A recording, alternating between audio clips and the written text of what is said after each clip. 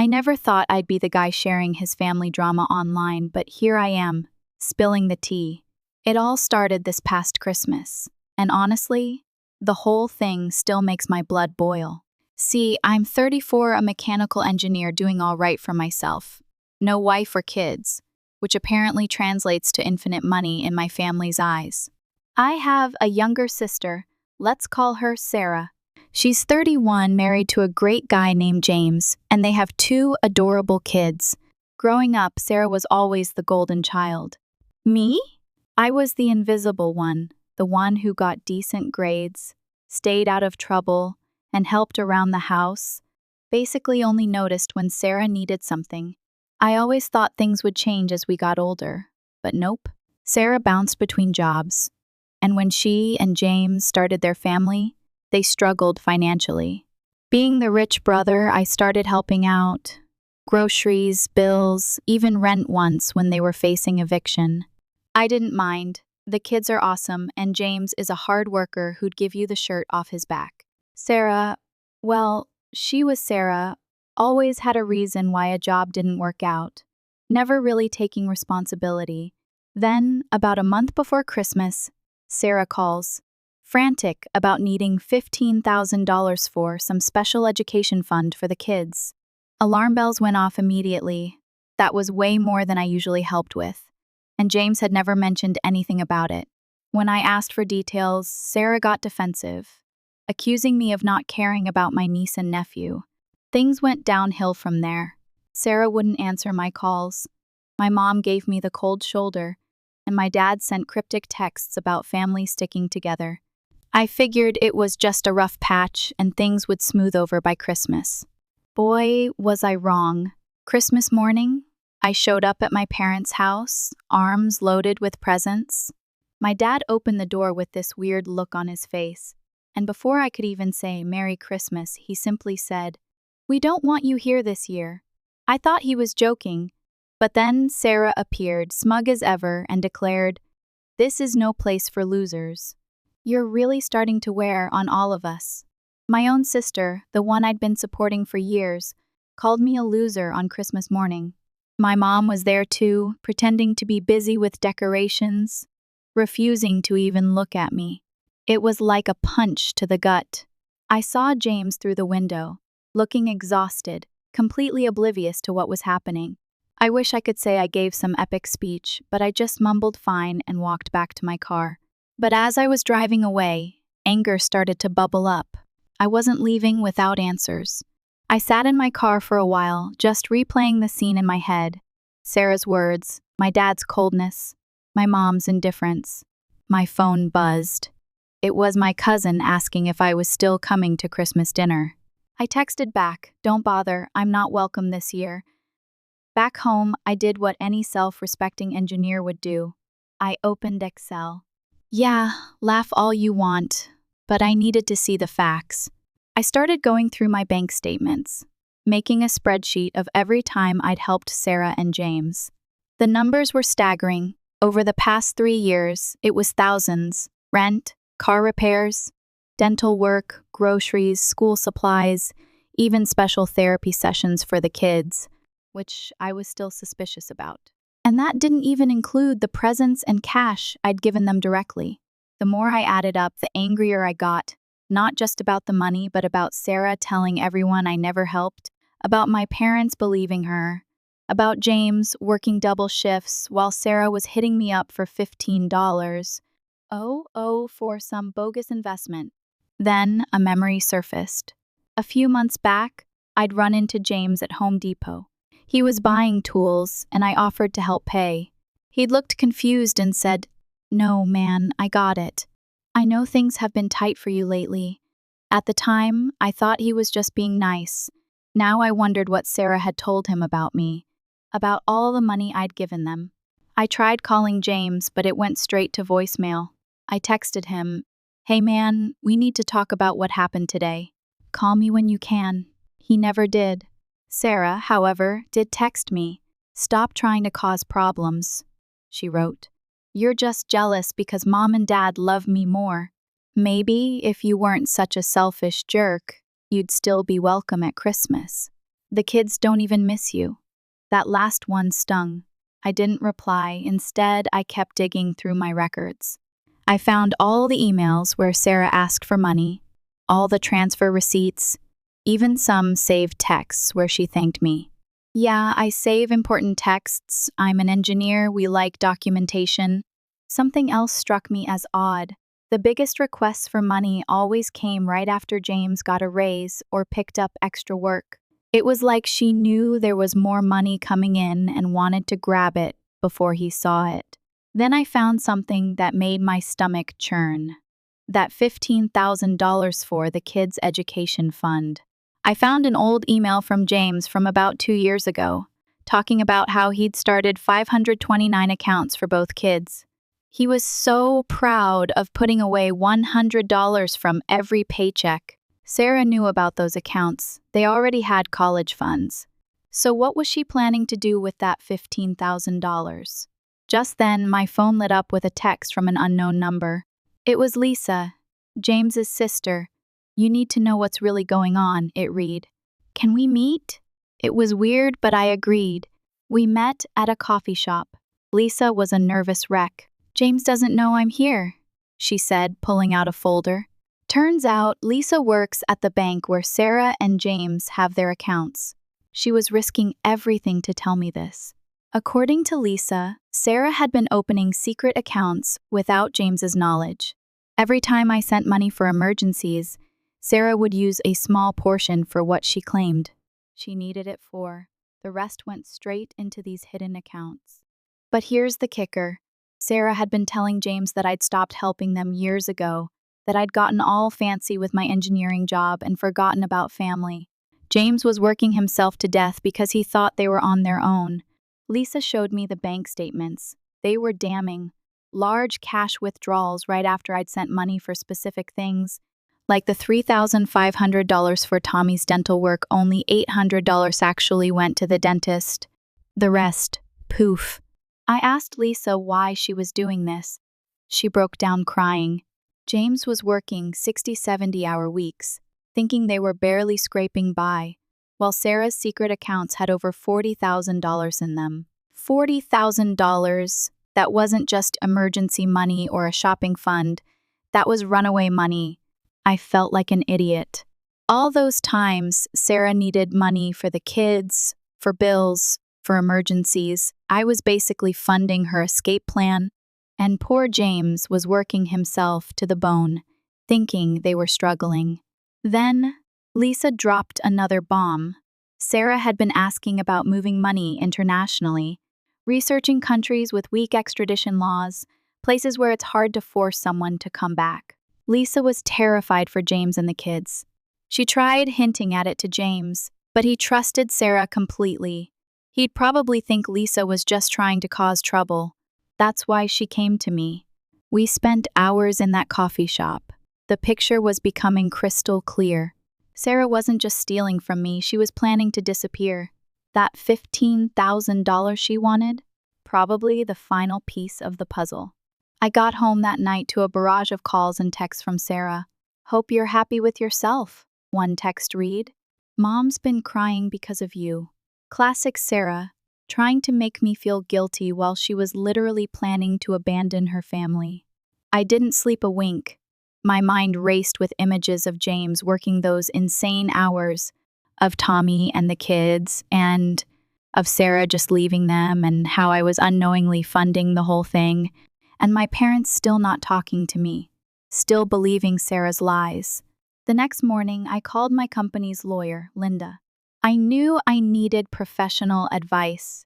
This was way beyond family drama. Linda reviewed everything, the bank statements, texts, emails. She advised me to talk to James directly, but to be careful about mentioning what Lisa had told me, as that information wasn't exactly obtained legally. I was trying to figure out how to approach James when Sarah showed up at my house unannounced, banging on my door in the middle of my work from home day. I was on a Zoom call, muted myself, and told my coworkers I had a family emergency. Sarah was a mess, hair a mess, no makeup, wearing sweatpants, a far cry from her usual put-together self. She barged in, ranting about how I was ruining everything. "Why couldn't you just help like you always do?" she demanded. "Do you know how hard this has been?" I let her rant, hoping she'd slip up. "James is being impossible," she said. "He's talking about cutting back his hours because he's tired all the time. I needed that money, and you ruined everything by saying no." "What money, Sarah?" I asked. "The $15,000 for the kids' education fund that they already have." She froze, stared at me, then tried to backtrack. "That's different," she stammered. "This was for a special program." "What program?" I pressed. "James started 529 accounts for both kids 2 years ago," he told me himself. She switched gears instantly, bursting into tears. "I was just trying to do what's best for the family," she sobbed. "You don't understand how hard things are," I snapped. "Hard for who, Sarah?" I retorted. "James is working 70-hour weeks while you're opening secret bank accounts." The look on her face confirmed everything Lisa had said. She went silent, then uttered something I'll never forget. "You don't know what it's like being stuck here," she whispered. "I never wanted any of this." "Any of what, Sarah?" I asked. "Your husband who works himself to death for you? Your kids who adore you? The brother who's been bankrolling your secret escape fund?" She didn't deny it, she just said, "They're better off without me anyway." I pulled out my phone and played the audio recording of our entire conversation. "Yeah, I recorded it. Linda had advised me to record any interactions with Sarah." "You sure about that?" I said. "Because I bet James would be really interested in hearing what you just said." Sarah went ballistic, screaming that I had no right, that I was trying to ruin her life, that she'd tell everyone I was lying. She even threatened to say I'd hit on her if I showed James the recording. I just laughed. "Go ahead, Sarah," I said. "I have years of proof about the money, the secret accounts, everything. How are you going to explain that to James and our parents?" She ran out of my house crying, slamming the door so hard. My neighbor texted to ask if everything was okay. I sat down at my desk, hand shaking, and sent the recording to Linda. She called me right away. "Don't do anything yet," she said. "Give me 24 hours. Then my phone exploded. Sarah had called my parents. My mom left a long voicemail about how I was bullying Sarah, how I'd always been jealous of her, how I was trying to destroy her marriage. My dad just texted, "Your mother's upset. Fix this," like I was the problem. The next morning, Linda called.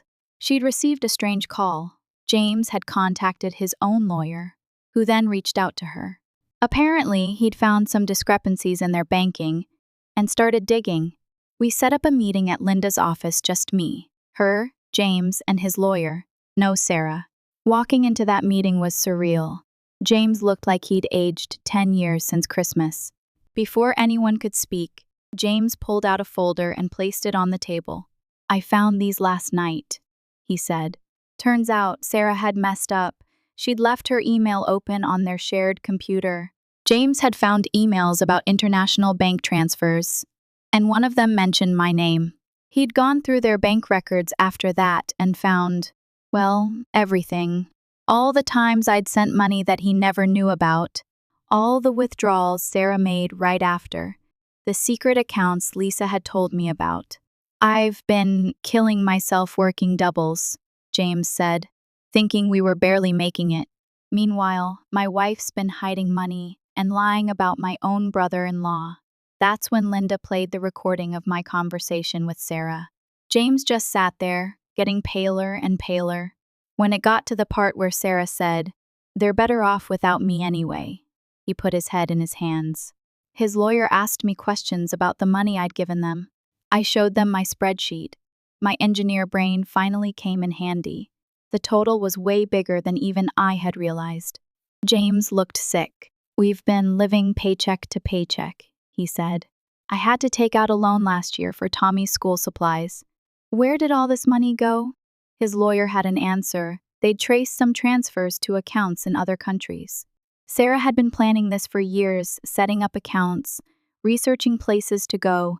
She even had a separate email account where she'd been talking to some guy about starting fresh. "Yeah, Turns out there was another guy, some dude she met online who lived in a country with no extradition treaty with the US. James just sat there, stunned, then he looked at me. "Why didn't you tell me sooner?" he asked. I explained how Sarah always made it seem like he knew about the money. How she'd say, they discussed it together. How whenever I tried talking to him directly, she'd have some excuse. "Some brother you are," he said, but not in a mean way. More like he was realizing how much Sarah had played both of us. The lawyers discussed next steps. James's lawyer was already working on divorce papers. Linda was helping document everything for court. They both said not to confront Sarah, yet let the legal stuff get sorted first. Walking out of that meeting was heavy. James stopped me in the parking lot. "Those extra shifts," he said, his voice thick. "Sarah told me they were for a surprise family vacation. I was trying to save up to take the kids to Disney World. I didn't know what to say. I just watched him get in his truck and drive away." I got home to a mountain of missed calls from Sarah and a flurry of texts from my parents about how I needed to stop causing trouble. They still had no clue what was really going on. Then a text from Sarah, "I know James met with you. Don't make me tell everyone what you really did." She was still trying to threaten her way out of it, still thought she could manipulate everyone, still didn't care who she hurt. That's when it hit me. My sister was gone. Or maybe she'd never really been the sister I thought I knew. A few days later, James texted me. He was taking the kids to my mom's for the weekend. Sarah was going to some spa thing with her friends. Except Sarah wasn't really going to a spa. James knew she was meeting that guy she'd been talking to online. She was planning to check out some property with him.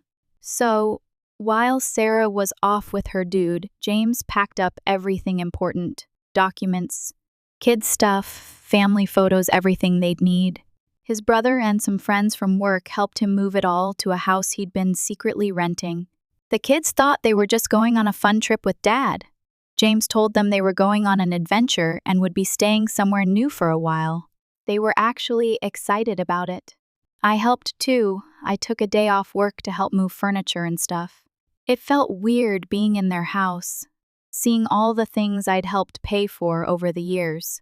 I even found some of the toys I'd bought the kids that Sarah had claimed they'd lost. James found even more stuff while packing, hidden credit cards, a passport we didn't know about, even a burner phone. Sarah had been planning this for way longer than any of us realized. The whole time we were moving, I kept waiting for Sarah to show up, catch us, but she was too busy with her spa weekend to check in. She just sent James a few texts about how nice it was to relax for once, and how he wouldn't believe how fancy the place was. We got everything moved in 2 days. James even had time to get the kids' room set up all nice so it wouldn't feel too scary for them. He hung up their favorite posters, made their beds with their favorite sheets, put their toys exactly how they liked them. The lawyers had everything ready too, divorce papers, custody filings, everything. They even had proof Sarah was with this other guy, thanks to a private investigator. James's lawyer hired guests that's standard in divorce cases.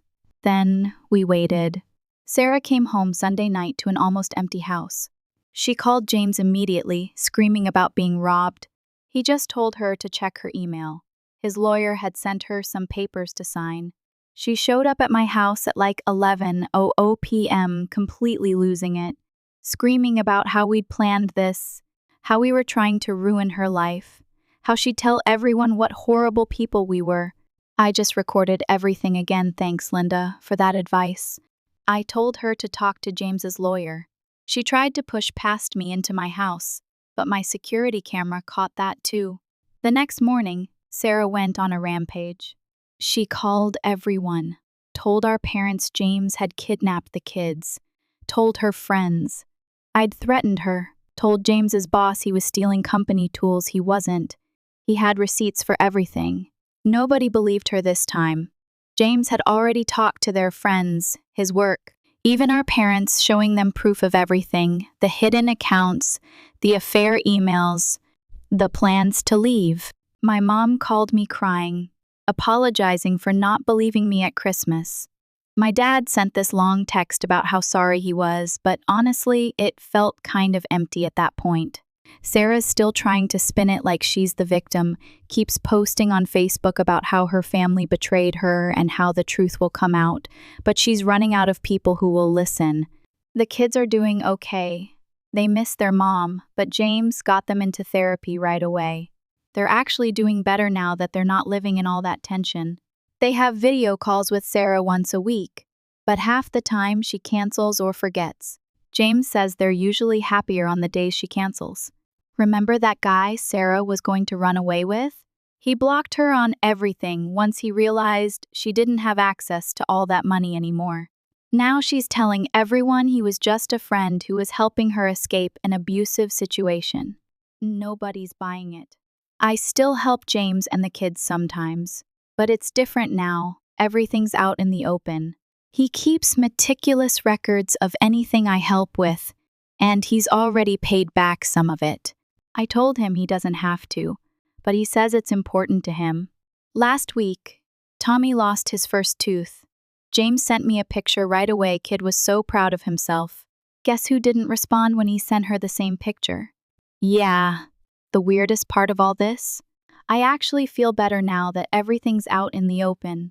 Yeah, I lost my sister, or maybe I never really had the sister I thought I did, and things with my parents are pretty messed up, but at least it's all real now. No more lies, no more secrets, no more being manipulated. A few days ago, James invited me over for Tommy's birthday party. Sarah was supposed to come but canceled last-minute big surprise. You know what Tommy said? That's okay, Uncle's here, and he never misses anything. Kids got me figured out, I guess.